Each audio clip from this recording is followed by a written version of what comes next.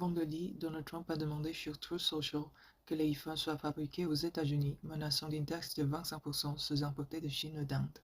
Nous ne devrions pas autoriser Apple à fabriquer ses produits en Chine ou en Inde. Il faut les fabriquer en Amérique et taxer au minimum à 25% ce qui vient de l'étranger, a-t-il écrit. Cette attaque vise une entreprise symbole de rêve américain, mais dont la fabrication dépend très largement de la main-d'œuvre étrangère. L'annonce a secoué les marchés. Le titre Apple a chuté de 3% en pré-marché et d'environ 2,62% à la clôture à Wall Street vendredi, passant de 201,36 à 196,081 $.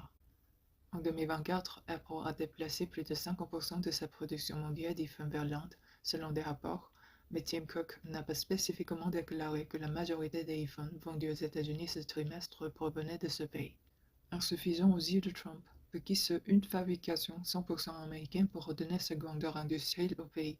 Apple ne peut pour l'instant se passer de sa chaîne d'approvisionnement internationale.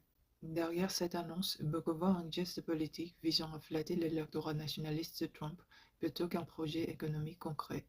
Dans les faits, le scénario semble hautement improbable. Cela portera le prix des iPhones à environ 3 500 $, ce qui n'est pas réaliste, et il faudrait 5 à 10 ans pour rapatrier la production, a commenté l'analyste Paul Wedbush. En cause, la dépendance d'Apple à un réseau de fournisseurs mondialisés, notamment en Chine où les iPhones sont encore majoritairement assemblés. Il faudrait 3 ans et 30 milliards de dollars pour déplacer ne serait-ce que 10% de la chaîne d'approvisionnement aux États-Unis.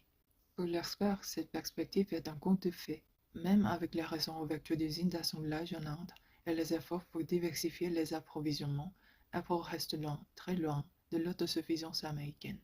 Derrière la menace, nombreux sont ceux qui voient une manœuvre politique plus qu'un projet économique. Le président semble concentrer ses attaques sur les géants américains qui ne rentrent pas dans sa vision de patriotisme économique.